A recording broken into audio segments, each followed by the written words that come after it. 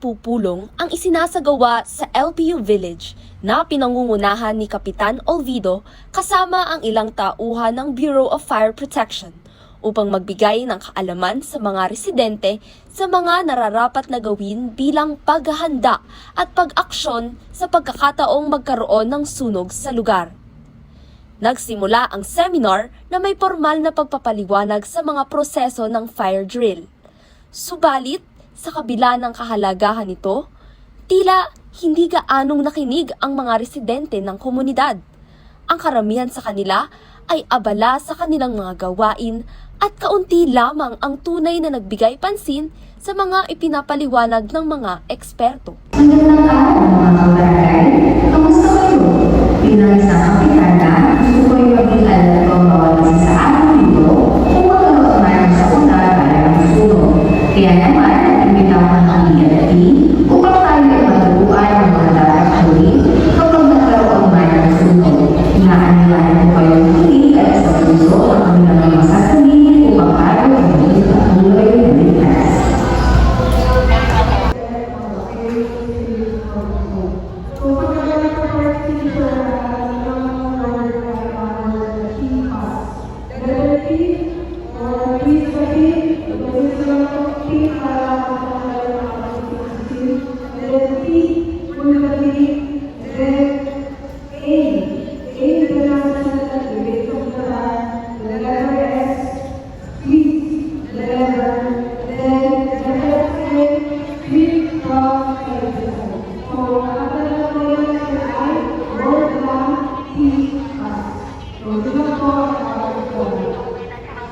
Makalipas ang ilang araw. Isang Sabado ng gabi sa LPU Village, isang pamilya ang nakatira sa isang 2 palapag na apartment building. Ang 2 anak ay nagsasaya at nag-e-enjoy sa paglalaro sa kanilang mga cellphones habang ang kanilang ama ay nag-iinom sa itaas na palapag kasama ang ibang mga nangungupahan. Oy mga anak, magsitulog na kayo. Maaga pa kayo bukas. Sige po, tapusin ko lang po ito, ma. Ay, tapusin ko lang po ito. Ate, pa-check naman ang cellphone ko, oh. Naka-charge lang. Ano? Ang lakas na ng tama mo. Tanaw mo eh.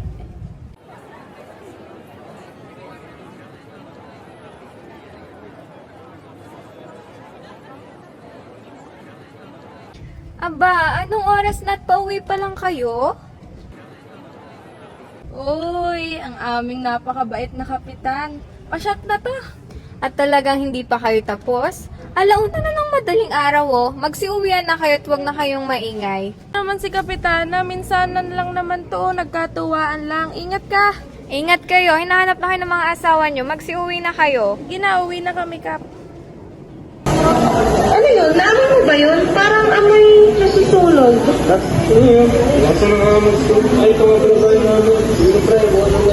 Sige, ingat.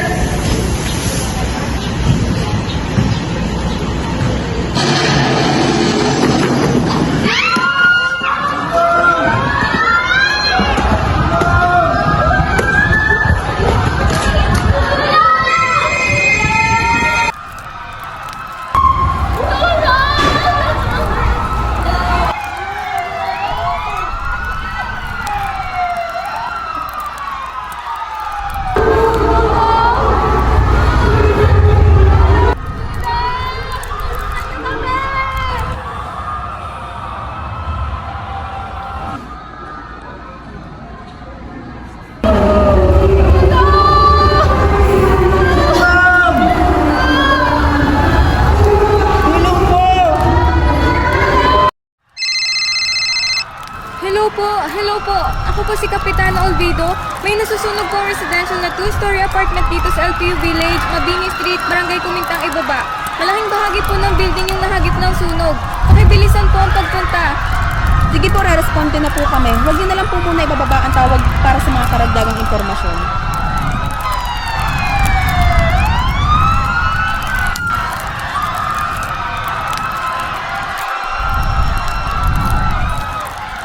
Kilala niyo po ba kung sino ang kapitan ng barangay na ito? Ako rin po yung tumawag sa inyo.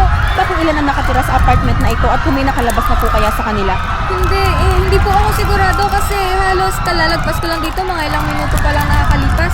Kung hindi ako nagkakamali ay nasa labing yung mga nakatira dyan. Wala rin ako nakita na nakalabas. Tulungan niyo po sila. I-secure natin ang perimetro at i-check ang mga natrap na tao. Ang ibinigay ng kapitan ay nasa 15 daw ang nakatira rito. Let's all save them, team! Fighting flames, saving lives, move!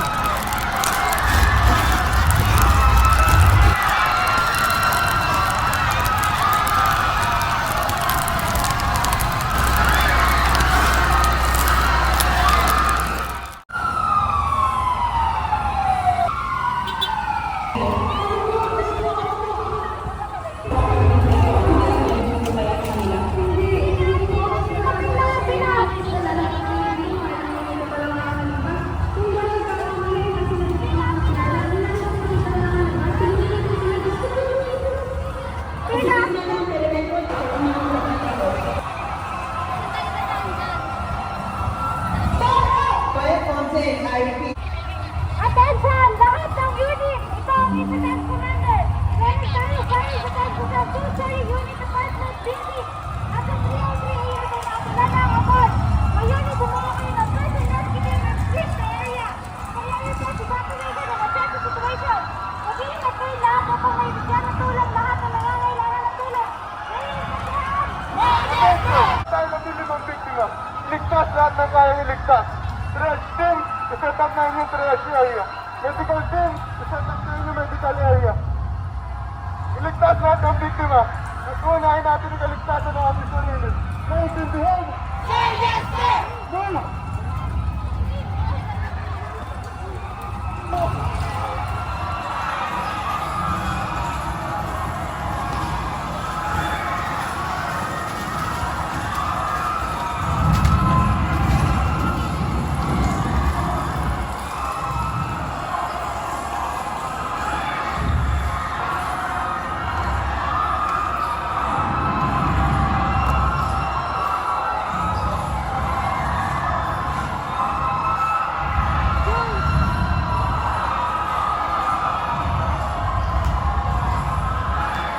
Kung tayo maglakad, kung tayo magpunta sa pressure ng medical team, magtulungan.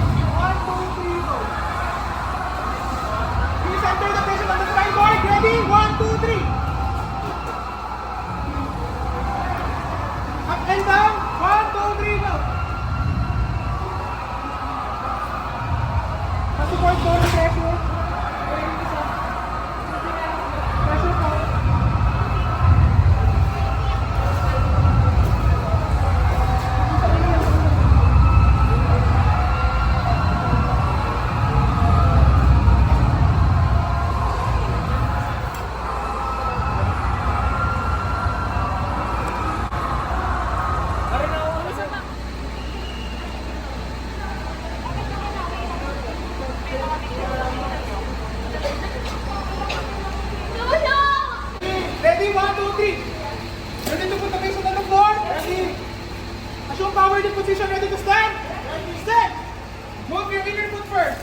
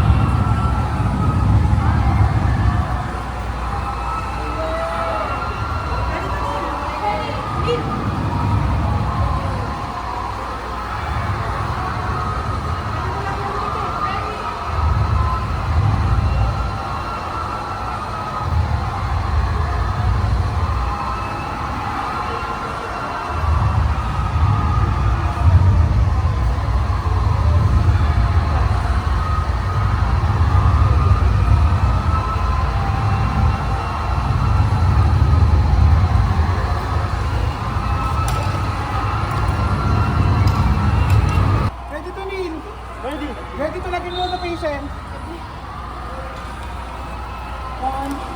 3.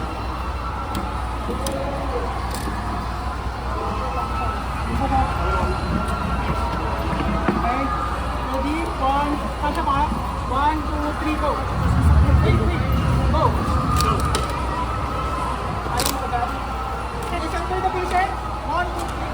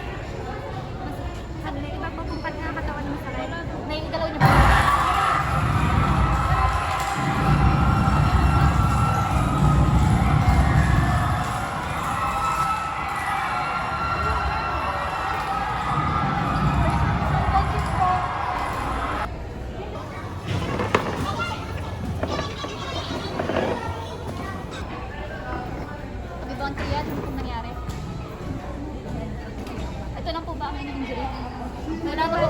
Masakit. Wala na po. Oo, sarap na po. Diretso po kayo sa green medic po doon.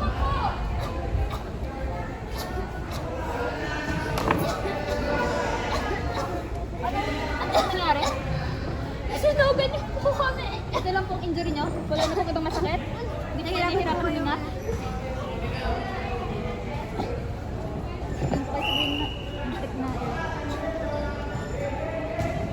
Nararamdaman niyo po ito? Sige po.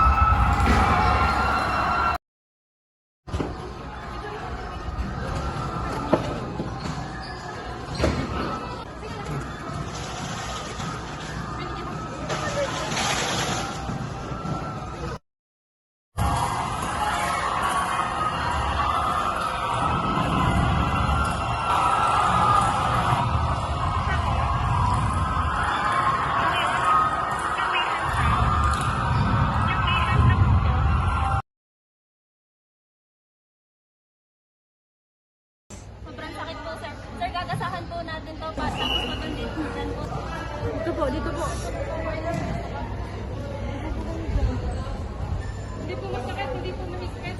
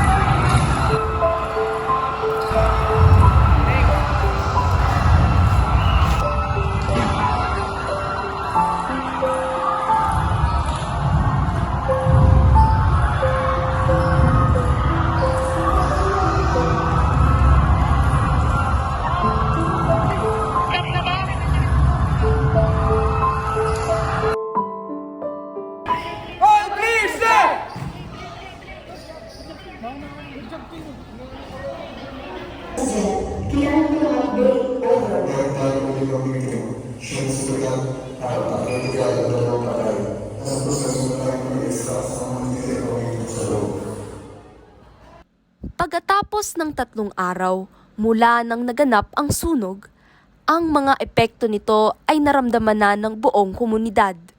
Sa loob ng evacuation center ng barangay ay doon na natili ang mga residente na nawala ng kanilang mga tahanan mula sa nangyaring sunog. Ito po ang kanilang dapat ipakita sa mga nangangasiwa ng relief operation para po makakuha sila ng konting tulong. Kung makikita nyo, mga kapuso, punong-puno na po sila rito.